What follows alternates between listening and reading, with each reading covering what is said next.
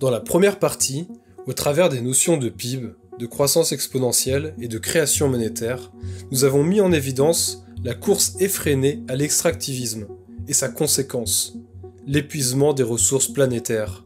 Le vivant et les ressources sont considérés comme des choses externes au système, alors qu'ils sont en réalité les organes vitaux de l'économie. Pour concevoir une nouvelle forme d'économie, il nous faut donc les intégrer au sein même du système. Cela signifie qu'il faut concevoir des indicateurs et un système monétaire adapté. Alors comment faire ? Dans un premier temps, nous devons quantifier l'étendue de notre impact sur l'environnement. Il nous faut donc des indicateurs pour savoir si notre développement dépasse la soutenabilité écologique ou pas. Pour analyser le métabolisme de notre économie, l'empreinte matérielle permet de mesurer nos extractions de ressources pour nos productions et de les comparer aux stocks de ressources non renouvelables. Ensuite, un indicateur d'empreinte écologique regarde les pressions humaines sur les ressources renouvelables et l'impact de nos pollutions. Et nous devons nécessairement y ajouter un indicateur de biodiversité, car l'intégrité et la résilience de la biosphère, dont nous faisons partie, est intimement liée à sa biodiversité. Ces trois types d'indicateurs englobent la majorité des ressources que nous utilisons, ainsi que notre impact sur le vivant. Ils mesurent donc la durabilité de nos sociétés, et ce à grande échelle, par exemple sur un pays tout entier. Nous pouvons même assembler ces trois indicateurs en un seul qui est la moyenne des trois autres. Cet indicateur mesure donc l'état de notre environnement. Mais pour qu'il ait un réel impact sur l'économie, il nous faut pouvoir coupler cet indicateur avec quelque chose à l'intérieur de l'économie. Et ce quelque chose est justement la monnaie. L'indicateur va donc nous permettre de créer la monnaie en fonction de l'état de l'environnement. Plus notre environnement se dégrade, plus la quantité de monnaie créée diminue, impactant négativement l'activité humaine. Et à l'inverse, plus l'état de l'environnement s'améliore, plus la quantité de monnaie créée augmente. Cependant, comme ce mécanisme vient remplacer la création monétaire ex nihilo, il faut pouvoir inclure tous les acteurs économiques, c'est-à-dire autant les ménages, les entreprises que les États. En effet, l'ancienne création monétaire se basait sur le concept de monnaie-dette. Or, dans notre cas, la monnaie ne se crée plus sur la base d'une dette, mais sur la base de l'état environnemental.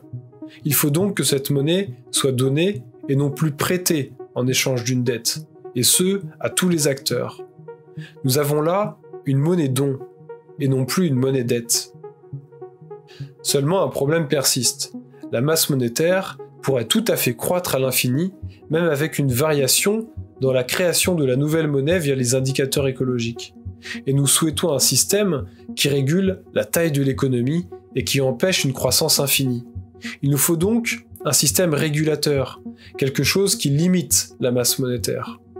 Dans le système de monnaie-dette, la dette permettait de détruire la monnaie lors des remboursements des crédits, pour éviter une trop grande croissance de la quantité de monnaie en circulation. Il nous faut donc un mécanisme de destruction monétaire.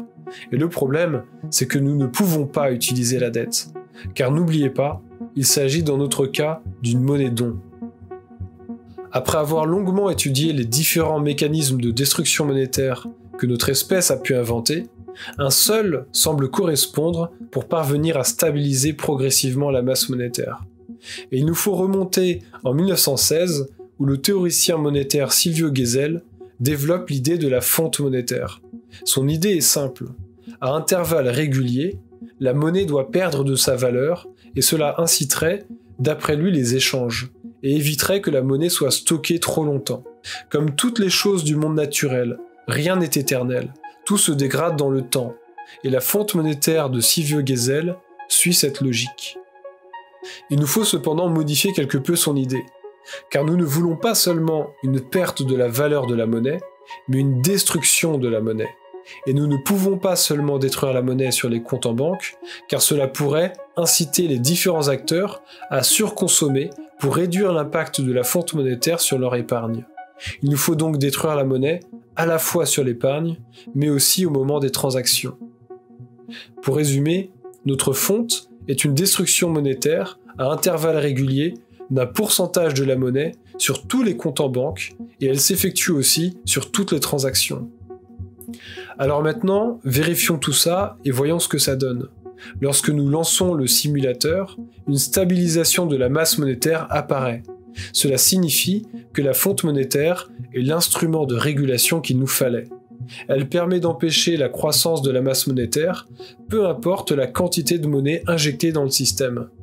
Et si l'on couple la fonte avec la création monétaire sur les indicateurs écologiques, nous retrouvons la régulation que nous recherchions. Celle que le vivant fait émerger, avec ses fameuses rétroactions négatives. Le système monétaire tend à se stabiliser et évolue en fonction de l'état environnemental. À partir de là, un cercle vertueux s'installe. Plus les acteurs du pays consomment, plus la production augmente, ce qui augmente la consommation de ressources, et donc impacte négativement l'environnement. Les indicateurs écologiques font alors baisser la quantité de monnaie nouvellement créée, ce qui fait baisser le pouvoir d'achat, donc la consommation globale. La production baisse à son tour, et la consommation de ressources baisse aussi. L'impact environnemental est alors diminué, et les indicateurs écologiques augmentent la quantité de monnaie créée. C'est un éternel cycle visant la stabilisation de la taille de l'économie en fonction des limites environnementales. Un cycle qui oscille constamment pour atteindre une stabilisation de la taille de l'économie. De ce fait, l'économie des pays très riches, au-dessus de la zone de soutenabilité écologique, vont décroître jusqu'à une stabilisation. Et à l'inverse, les pays plus pauvres, qui sont dans la zone de soutenabilité, mais dont les besoins humains fondamentaux de la population ne sont pas satisfaits, disposeront d'une croissance suivie d'une stabilisation de la taille de leur économie.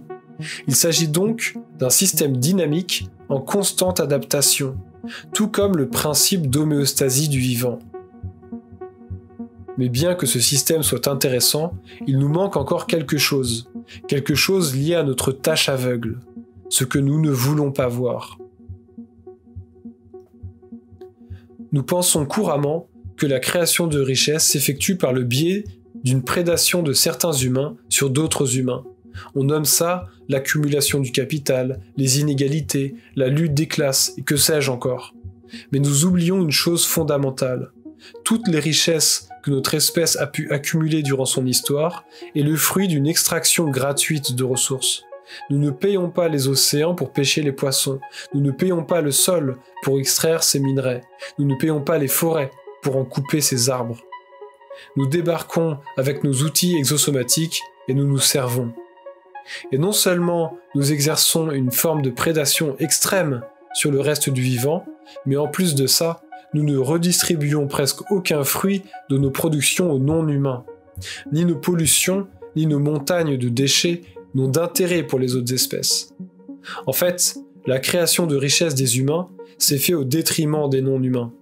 Il nous faut donc quelque chose de plus pour redistribuer nos richesses, non pas seulement entre les humains, mais aussi au reste du vivant.